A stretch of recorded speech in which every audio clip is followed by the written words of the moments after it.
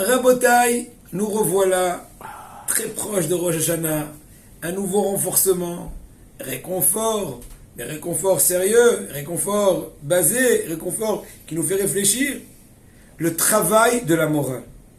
Donc c'est très important, c'est primordial, c'est premier secours, ou même tout le temps on en a besoin, de façon c'est vital, que tout celui qui veut s'approcher d'Hachem sincèrement, de sanctifier, ou plutôt sacrifier de façon journalière, un moment clair, que ce soit 10 minutes, 20 minutes pour Hachem, nous ensemble, tous ceux qui profitent du shiur, ils ont beaucoup plus que cela, avec cette charim, que l'osier va être un bon juge pour nous. Le Ramchal va venir plaider notre bonne cause. On étudie la Torah pendant cette année, on est arrivé au Périkutet, on retournera après, Rosh Hashanah l'année prochaine. L'année prochaine, et fixer de façon journalière un moment fixe dans lequel une personne va vérifier toutes ses plaies, entre guillemets, l'expression de dire qu'il va faire une introspection. Vers Avoda Ayekara Anal, ce travail si cher, c'est de par l'étude des livres de morale, de crainte, de hassidout, chacun avec les livres avec lesquels il s'attache. Maintenant, je vous invite, chers interlocuteurs, chers amis, chers frères, prendre maintenant, à cet instant, tout celui qui m'écoute, je lui permets même de faire pouce, pas stop, pouce. Non, c'est une façon de dire. Et de parler à Hachem 5 minutes. Lui dire Hachem, pardon, je te prie, sois patient avec moi. Je ne peux pas tout réparer maintenant. Laisse-moi un peu d'échéance. Je te promets, je vais inscrire un chiour, je vais réfléchir, je vais trouver un moment, etc. Réfléchir un point. Je ne viens pas assez tôt à la tefila. Pas besoin de tout rectifier dans un coup parce que ça sert à rien, parce qu'il ne pourra pas le faire. Mais moi, prendre un point et demander à Hachem. Comme ce qu'on dit, comme ce qu'il dit le Païtan dans le Piyut, il dit je me sauve de toi vers toi. Je me sauve de toi vers toi. C'est-à-dire, en même temps, tu es mon juge, mais tu es aussi mon avocat. Incroyable. Depuis quand l'avocat c'est le juge, c'est extraordinaire. Et bien, c'est Akadosh Baruch Hu.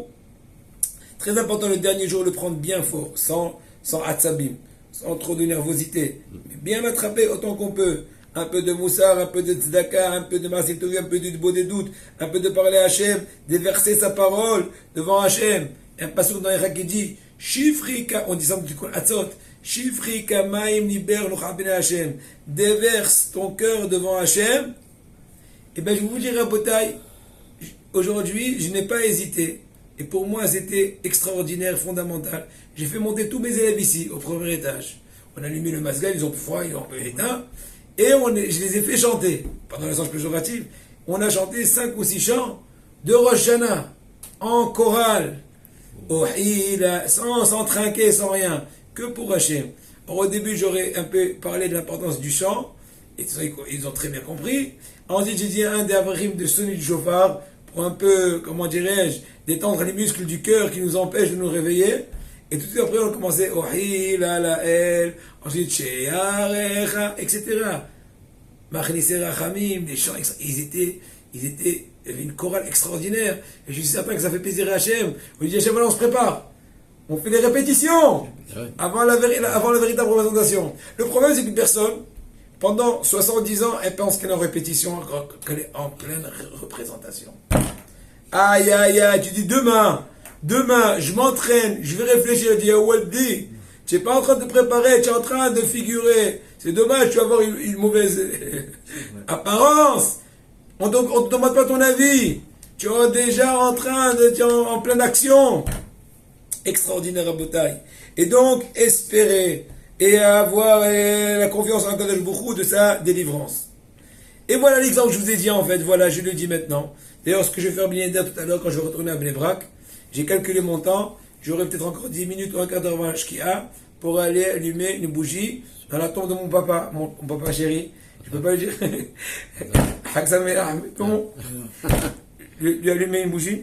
Parce que pour Hachem, une grande partie de tout ce que je peux enseigner par l'aide d'Hachem, c'est par son mérite. L'amour de la Torah qui nous a inculqué, la soumission totale au Talmidei Haramim, c'est inexplicable avec des mots. Sans enlever le mérite de ma maman, j'étais hébreu, mais pour vous dire.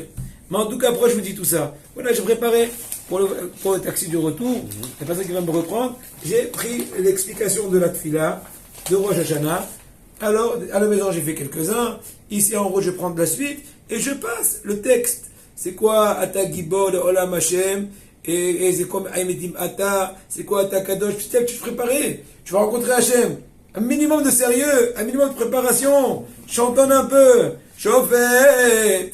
Kol haaretz. Ota b'mishpat ya'amidna. Etc. à comprendre les mots, vibrer, se préparer. C'est la meilleure préparation. J'aurais dit à mes élèves.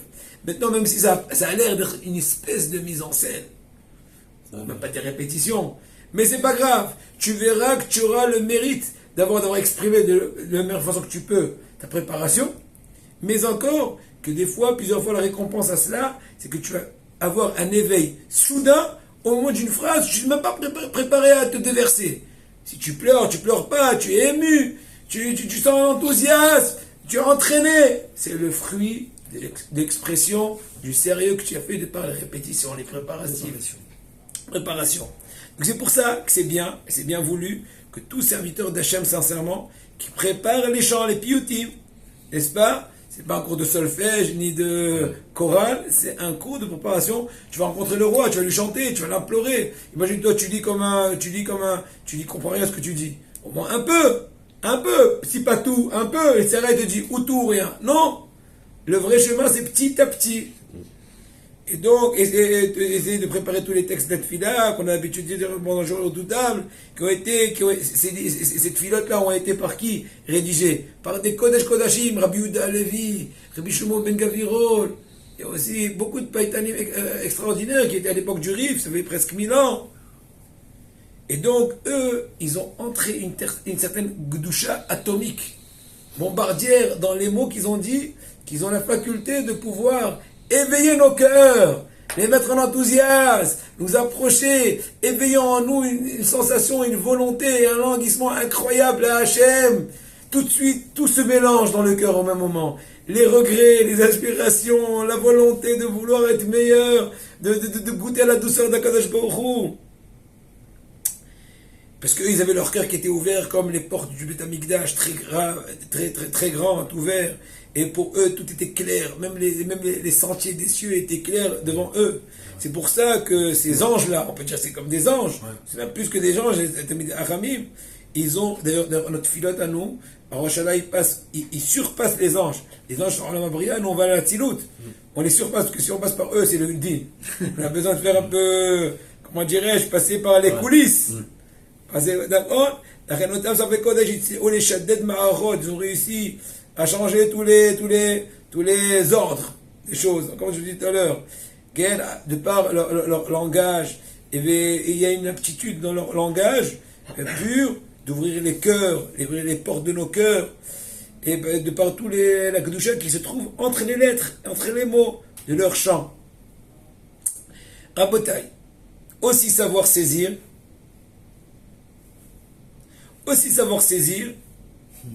l'éveil, l'éveil soudain que tu peux avoir. Tu as un flash, ça t'arrive. Ouais. Ça m'arrive. Des flashs. Abotai, et ne pas se laisser aller vers le Serara. J'explique. Plusieurs fois, une personne s'éveille.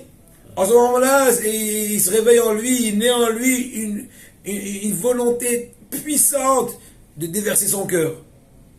Mais des fois même, il a un languissement de déverser des larmes comme un flot, comme un fleuve, pour pouvoir exprimer ce que son âme veut retourner vers la proximité d'Hachem ultime, en tout cas, tant que le corps le permet, parce que des fois, il y a des degrés de kirva que le corps ne peut plus supporter, vu la limite corporelle, matérielle. À ce moment-là, il faut savoir que ce moment-là, il est comme une personne qui a reçu un bisou des cieux. Et c'est un moment de volonté. C'est une occasion qui est plus chère que tout diamant, tout ce qu'on peut penser, que de par cette occasion, il pourra, comment dirais-je, être surélevé de façon extraordinaire. Et même si lui, il ne voit pas son mazal, il voit. Lui, il ne sent pas, mais il ne sait pas. Il y a un déclic. C'est inexplicable. Il n'y a rien de rationnel. C'est une chose extraordinaire. C'est le bisou d'Akadosh Baruch Hu. Mais à ce moment-là, le Yetzirara aussi, il travaille. Ou il boulotte, comme on dit. Il travaille. Il chôme pas. Il n'oublie pas de se présenter lui-même avec tous ses armées, avec un but de faire rentrer dans son cœur des pensées de mensonges et vaines, des pensées vaines. Ouais. Par exemple, il va dire devant l'homme, t'es pas arrivé à ce degré-là, qu'est-ce que tu te la joues? T'es à ce degré-là, t'es éveillé, tu commences à pleurer. Alors il va du cinéma, c'est un autre problème, mais bon, vraiment tu t'es... Mais te rendre triste en fait. Voilà, triste, te refroidir, au contraire. Et il dit, j'ai une personne tsvoua, j'ai une personne qui est, comment dirais-je, un hypocrite, tu n'es pas sincère, etc. Tu pleures avec Flo, ils vont dire, il est devenu tzadik, il est presque l'ambassadeur de notre génération, il y a hasra, et comment tu vas avoir l'audace de te comporter comme les tzadikim, qui sont très attachés d'Hachem. Alors que quelques instants avant, tu n'étais pas des meilleurs des tzadikim, entre guillemets. N'est-ce pas? Eh ben, Bota est celui qui veut sauver son âme, il faut qu'il sache de façon sincère que tout ceci sont du fantasme, que les Yetzirara t'inculquent le fameux Yetzirara idiot et vieux, le trompeur. C'est un roi, c'est pas qu'un merxide, c'est un roi vieux et idiot, comme ça dit Gemara. Mais la vraie vérité, la pure vérité, c'est l'inverse. Que tout serviteur d'Hachem doit saisir toutes ces occasions avec ses deux mains. Comme c'est marqué dans Tchirachirim, Ahazti velo arpenu, je l'attrape et je ne le lâche pas.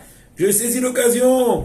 Va savoir quand est-ce qu'elle va se représenter, si elle va se représenter une des fois, de telle façon que c'est pas qu'une personne qui est en train de jeter en pleine conscience un cadeau que je vous lui ai donné au moment où son cœur s'est ouvert, le cœur du Ben Israël, de se déverser devant Kadosh Baruch Hu pour pouvoir se laver de toute la souillure, de toutes les saletés de ses fautes et de revenir B'tchouva à la Veniske.